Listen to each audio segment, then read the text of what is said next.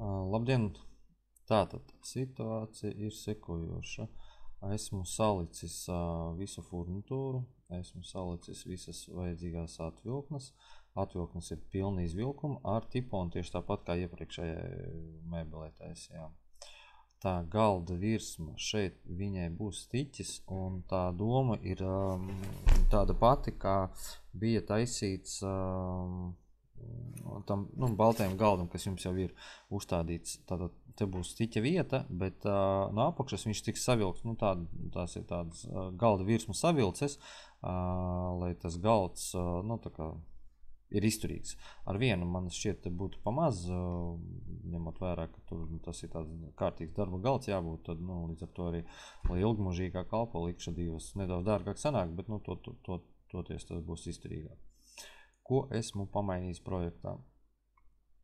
Tātad esmu paredzējis šeit vadu kanālu priekš vadiem un iekšpusē plauktam. Esmu paredzējis vadu kanālu. Un tālāk tad jau mēs izdomāsim uz vietas, kur tad mēs taisīsim to kanālu vai nu šajā pusē, vai nu šajā pusē. Jo ir jāsaprot, ka viens ir vadu kanāls priekš datora, kas ir šeit apakšā. Tā, tūlīt es šito daļu noslēpšu, lai jūs varat redzēt. Tā, šādi. Šito es noslēpšu. Tātad viens vada kanāls priekš paša datora ir paredzēts šajā te vietā. Tātad saslēdzam datoru un, ja vajag, palaidīsim uz augšu. Savukārt otra daļa ir jāsaprot, ja mēs caurumu taisam, jeb to vada kanālu taisam šajā pusē, kas ir zem tās kumodītes, tad attiecīgi man šeit vadu kanāls ir vajadzīgs. Ja mēs tomēr izdomājam tā dabā, ka mēs velkam to vadu, teiksim, kaut kur uz šo pusi, mēs to vadu kanālu varam uztaisīt gan šajā pusē atļauties, šeit viņi iestrādāt, gan arī ja būs nepieciešams, tad varam kaut kur šeit iestrādāt. Es paredzēju to vietu, teiksim tā, atstāju no malas 60 mm, un tā, lai šeit varētu iegriezt to 60 mm vadu kanālu. Tā, kas vēl tāds, pārējais paliek bez izmaiņām. Nē, nav gan.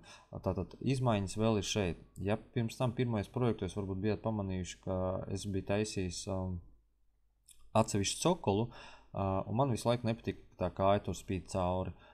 Samazināt to kāju man īsti negribās, jo ņemot vērā, ka viņa tā pati pa sevi ir šaura, un lai tas galds būtu stabils, es pieņēmu lēmumu, ka palaidīšu mēbeļu plauktus līdz pašai lejai. Tas ir mēbeļu sānis līdz pašai lejai, un attiecīgi galda kāju, tad es attiecīgi varēšu vienā līmenī ielikt. Un tieši tas pats arī attiec uz pretējo puses tam lielajam skapim, tur tieši tas pats tās. Tātad cokols atsevišķi nebūs, tā kā šai mēbelē, teiksim, jau cokols iet pa perimetru, bet izskatīsies solīdi un būs tik daudz, cik šeit nebūs tukšums.